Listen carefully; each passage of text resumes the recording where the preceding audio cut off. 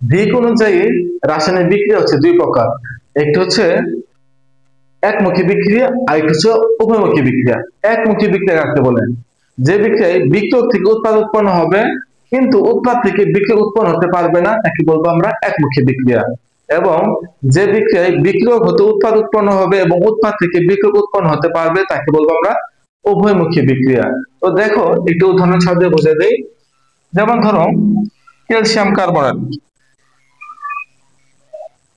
Calcium carbonate বা চুনা পাথর, এটাকে যদি আমরা তাপ দেই উৎপন্ন হবে ক্যালসিয়াম অক্সাইড এবং কার্বন ডাই অক্সাইড।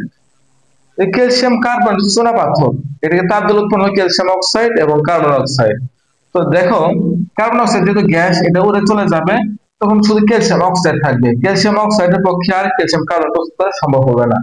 তখন এই বিক্রিয়াটা হবে একমুখী বিক্রিয়া। অর্থাৎ এই বিক্রিয়াকে যদি আমরা খোলা পাত্রে করি, তো কোন একটা খোলা পাত্রে এই বিক্রিয়াটা করা হয়, তখন এটা হবে একমুখী বিক্রিয়া। কেন? কার্বন অক্সাইড উড়ে চলে যাবে।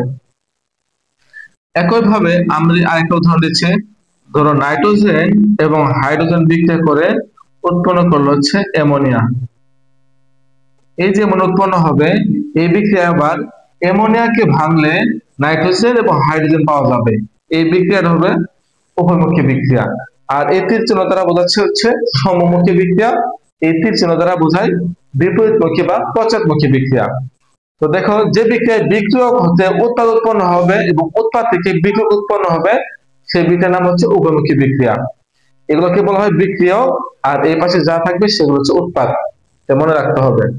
তো এই যে প্রথম যে বিক্রিয়া লিখছি, এই বিক্রিয়াকে যদি আমরা খোলা পাত্রে না করে কোন একটা বদ্ধ পাত্রে করি, বদ্ধ পাত্রে যদি বিক্রিয়াটা করি, তখন কিন্তু এটা একমুখী হবে না, তখন আবার এটা হবে উভয়মুখী। অর্থাৎ এই বিক্রিয়াকে খোলা পাত্রে করলে হবে একমুখী, বদ্ধ পাত্রে করলে হবে উভয়মুখী।